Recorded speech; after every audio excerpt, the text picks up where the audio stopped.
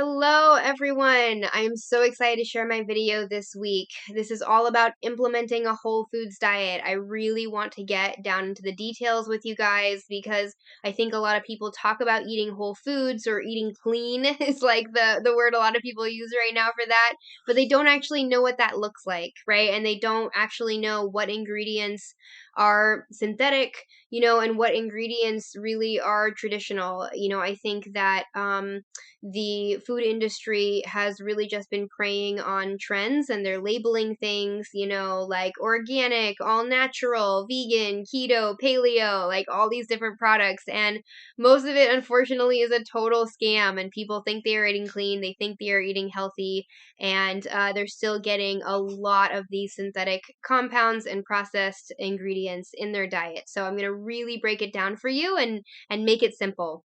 Part of this is going to be addressing how to make some of these swaps when you have really picky kids, when you have picky eaters at home. And this is to promote the family program that we are launching at Whole Body Healing. It's so important to us to really start working on prevention, to break the cycle of chronic illness that has become such an epidemic. And that starts with you, that starts with your kids. And Suzanne and I are here to help you step by step implement these principles with your kids and get them on a good path. Most of the mild to moderate chronic illness complaints that people, adults and kids, are dealing with today could easily be resolved by implementing these principles, and even more serious concerns can at least be improved. So this is really a way to just get started. So if you're ready to take that step, please just apply on my website. It's called Regain Control. It's our intensive coaching program. We're hopefully going to be launching by early to mid-October, so within the next few weeks here. And yeah, you apply on my website on the family program page, and just email me if you have any questions or concerns about it at all. But first of all, a whole foods diet. So what are we talking about? We're talking about foods that have not been invented in the last 200 years. And I know it gets super confusing when you are trying to read ingredients lists and you have no idea what things are, but honestly, that's your biggest red flag. If you are reading an ingredients list and you don't know what something is, it probably means it is a recent invention in human history.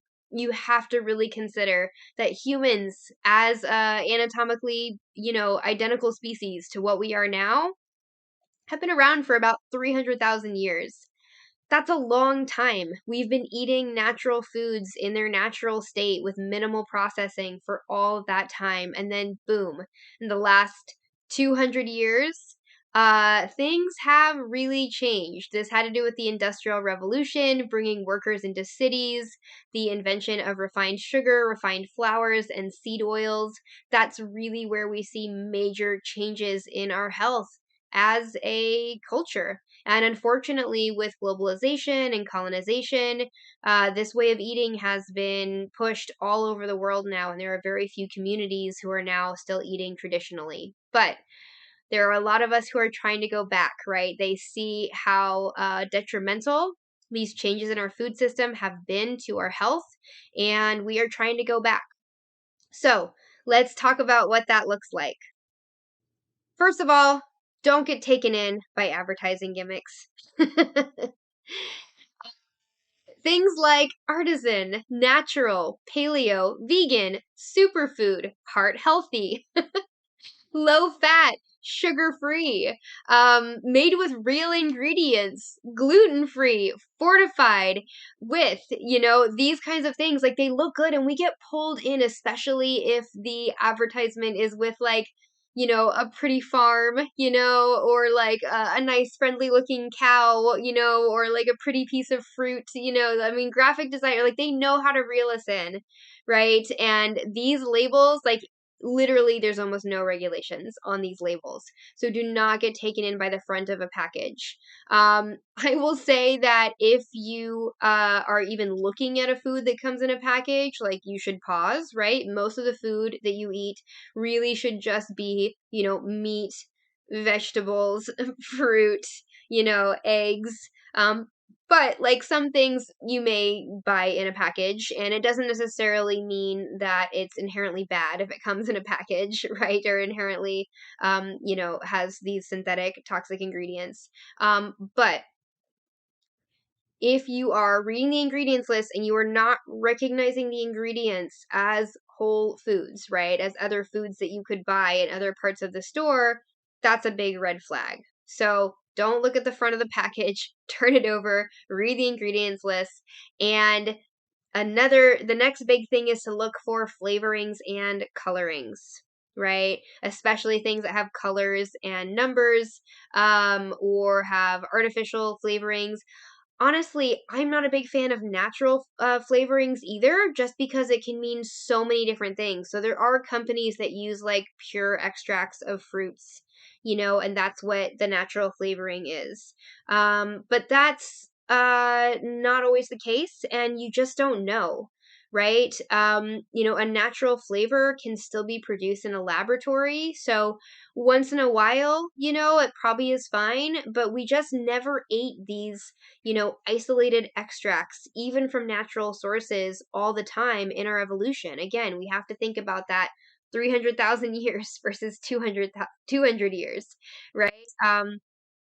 Our bodies are acclimated to evolutionarily appropriate food, and that's not all of these synthetic extracts made in a laboratory. They are not physiologically compatible. A lot of them show a lot of neurotoxic or even genotoxic effects when they are tested, even ones that are FDA approved.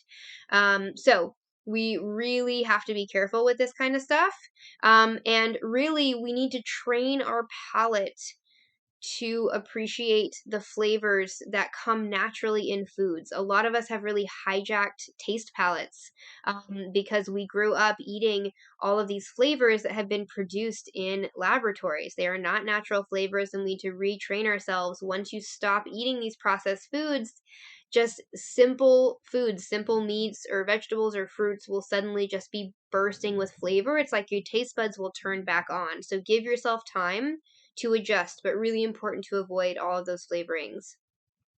Preservatives and thickeners. So the same thing is happening with textures, right? We are seeing so many foods now that textures have been carefully designed in a laboratory, right, to just hit a certain, desire that we might have for a certain texture, but it's not authentic, right?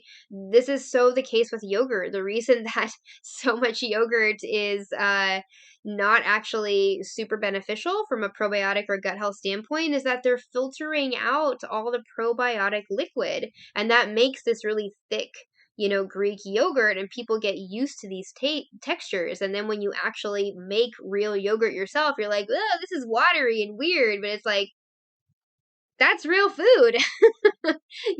So we really, again, have to retrain ourselves to appreciate the real textures of things. And so many people's sensory sensitivities are just out of control because they have grown up eating particular textures that do not come in nature. A lot of these thickeners and preservatives that you find in foods, they are really harsh on the gut microbiome. A preservative, right? It kills fungus, it kills mold, it kills bacteria, it makes things shelf stable, but that means it's going to be killing all the beneficial microorganisms in your body as well. So really important to keep those out. Even things that are extracts of natural foods, things like carrageenan or guar gum or things like that, totally okay in moderation. They are extracts of natural compounds, but we've never eaten those extracts at these high amounts before, right? And our gut microbiomes are suffering as a result. But certainly things like sodium benzoate, polysorbate 80, things like that. I really don't necessarily recommend that people be eating fortified grains as well, or enriched grains. And part of that is because these are very cheap synthetic vitamins. They are not high quality vitamins, and a lot of them are not processed well by people, especially with particular mutations such as MTHFR.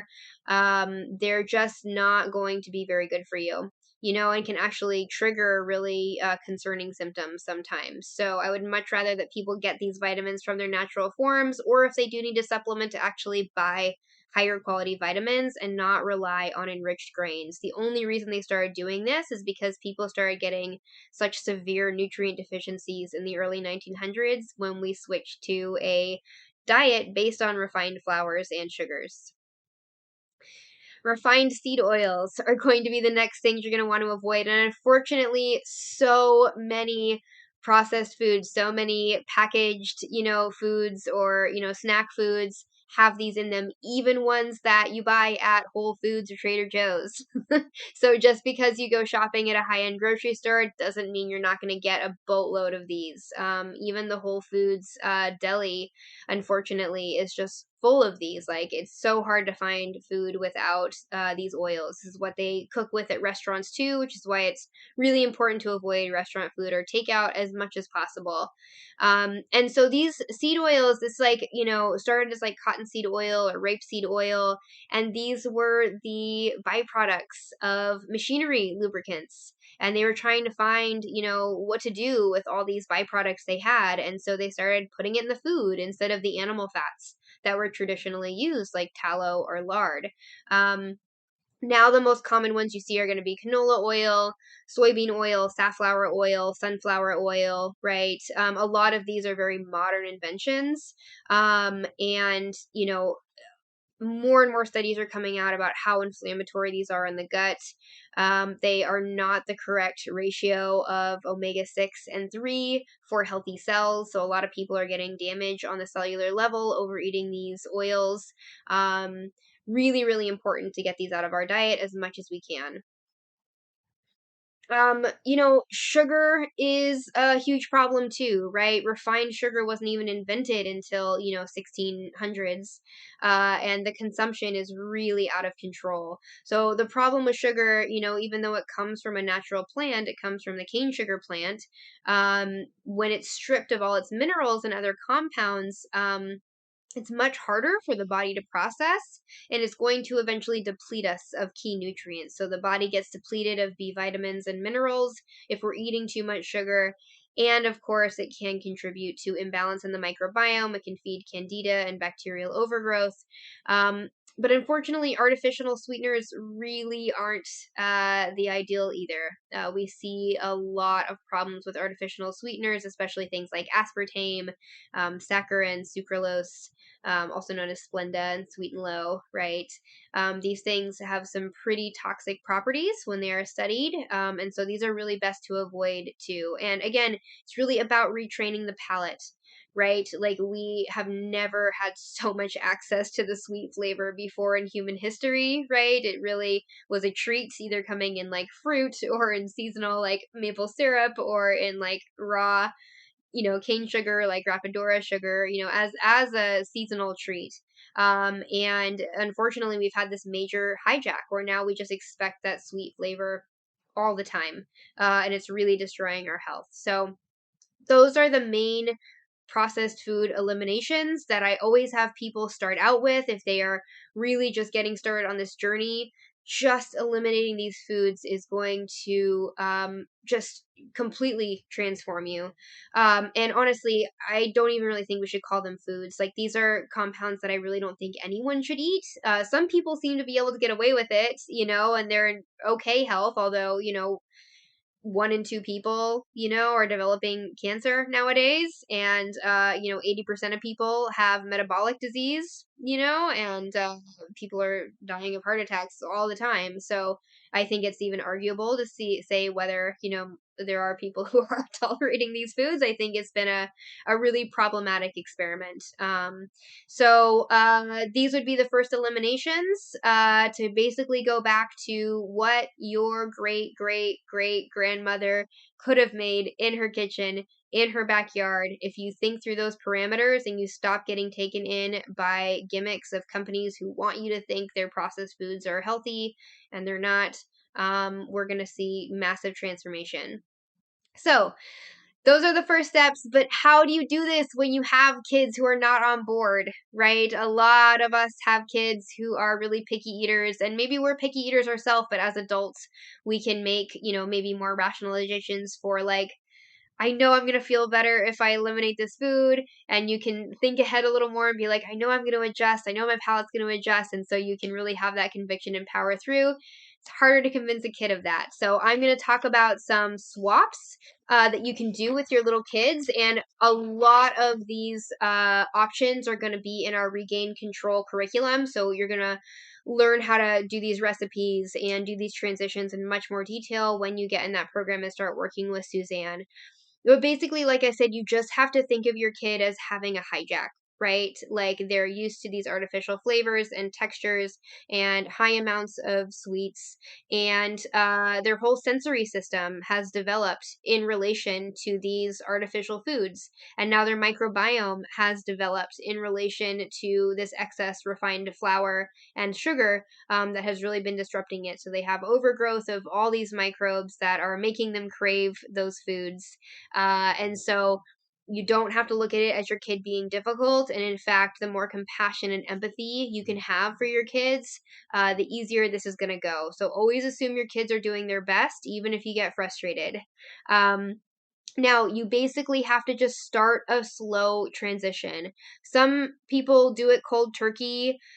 That's tough, and honestly, you have to have a lot of control over what your kids have access to, and so that's really more doable if the kids are very, very young still. And Suzanne can talk you through that as well. But for most families, it's going to be easier to have a slow transition and just start replacing staples in the house.